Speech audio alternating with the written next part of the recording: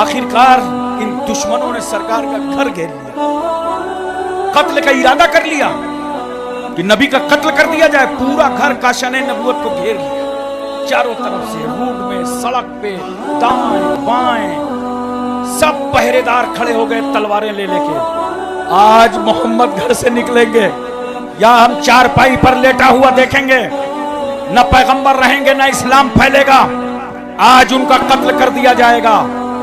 ادھر اللہ نے حکم دے دیا، محبوب اب آپ مکے سے ہجرت کر کے مدینے چلے جائیں.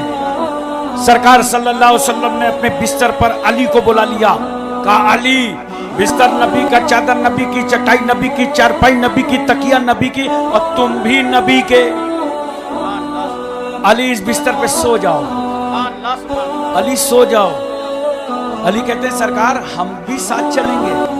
نبی فرماتے ہیں نہیں علی، یہ مکے والے مجھے نبی نہیں مانتے، رسول نہیں مانتے، مگر امین اور صادق مانتے ہیں. ان کی امانتیں میرے پاس ہیں. سو جاؤ علی، سو جاؤ، صبح اٹھنا. سو جاؤ، صبح اٹھنا. علی سمجھ گئے اور بڑے اطمینان سے سو گئے. اب دیکھیں دائیں بائیں آگے پیچھے تلواریں ہیں اور علی سو رہے ہیں. ہمارا تمہارا کوئی گھر گھیرے ہو تو ظاہر سی بات ہے نیند آئے گی نہیں، مگر کمال ہے علی کی کرامت پر، رسول اللہ کے معجزے پر کہ دشمن جاگ رہا ہے اور علی سو رہے ہیں.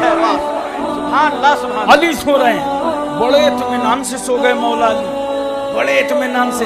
کسی اہل دل نے صبح پوچھا علی اس بستر پر نیند آئی تھی، چاروں طرف تو دشمن کھڑے تھے. وہ فرماتے ہیں ارے میں اس رات تو اتنا سویا کہ زندگی میں کبھی سویا ہی نہیں تھا. کیوں؟ موت کا ڈر نہیں تھا، موت کا خوف نہیں تھا، موت کا خطرہ نہیں تھا. دشمن تلوار لے کے کھڑے تھے. کہا سنو موت کا تو ایک پل بھروسہ نہیں ہے، اندر والی باہر نہ نکلنے پاوے اور باہر والی چیز اندر نہ جانے پاوے، موت آ جائے. ہم نے کہا علی جس موت پر ایک پل بھروسہ نہیں اس پر آپ نے رات بھر بھروسہ کر لیا. واہ بہت خوب، بہت خوب. رات بھر بھروسہ کر لیا. کہاں؟ جب نبی نے کہا تھا مکے والوں کی امانتیں ان کے حقداروں تک پہنچا دینا. سو جاؤ علی، سو جاؤ. نبی نے کہا سو جاؤ، صبح اٹھنا، صبح اٹھنا. میں سمجھ گیا اب تو صبح اٹھنا ہی ہے. رسول نے کہا ہے صبح اٹھنا، تو گویا رسول نے صرف مجھے مکے والوں کی امانت نہیں دی بلکہ میری موت کی ضمانت لے لی. سبحان اللہ، سبحان اللہ. اب جب تک مکے کے لوگوں کی امانتیں میں نے پہنچا دوں موت مجھے نہیں آ سکتی. محترم سامعین کرام توجہ کیجئے ذرا سا. چاروں طرف سے گھر گھیرا ہوا، رات کا حصہ گزرا، ظالموں نے دھیرے دھیرے قدم بڑھایا، رسول اللہ کے بستر کے قریب چلے گئے. بانجھیں کھل گئی کافروں کی.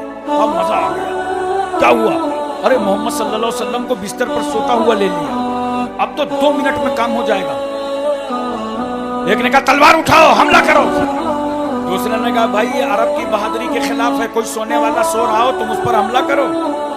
وہ انڈیا نہیں تھا یہاں کے بزدلوں کی طرح کہ گلی کوچے میں اندھیرا سمجھو ٹھونک دو. بولو وہ بہادر قوم تھی. کہا ایسے سونے والے پہ حملہ نہیں کیا جاتا، چادر پلٹو، شاید وہ تمہارا مقابلہ کریں. اگر مقابلہ کرنے کی ہمت ہے تو پہلے مقابلہ ہوگا، ایسے کسی کو مار نہیں سکتے. کہا چادر پلٹو. جب چادر پلٹا تو کیا دیکھا کہ نبوت کی چادر میں ولایت سو رہی ہے. سبحان اللہ، سبحان اللہ. اور یہ بستر نبی کا، چادر نبی کی، تکیہ نبی کی، چارپائی نبی کی، چٹائی نبی کی، اور سونے والے علی. ایک نے کہا علی پہ حملہ کر دو، دوسرے نے کہا پاگل ہو گئے ہو، قریشیوں کا مقابلہ کون کرے گا؟ مکے میں دھجیاں بگاڑ دی جائیں گی. کہا تب علی سے ایڈریس پوچھو کہ جب یہ بستر نبی کا ہے تو نبی کہاں ہے؟ علی نبی کہاں ہے؟ علی کہتے ہیں نبی اسی راستے سے تو گئے ہیں. دشمنوں نے کہا ہم نے تو نہیں دیکھا. کہا تم نے نہیں دیکھا مگر جب نبی نکل رہے تھے تو وہ تمہیں دیکھ رہے تھے. کہا ہمیں دیکھ رہے تھے. ہاں سرکار صلی اللہ علیہ وسلم جب نکلے نا تو کنکریاں ہاتھ میں چن لی اور چونکہ سورہ یاسین کی تلاوت کی دشمنوں پر پھینکا سب اندھے ہو گئے.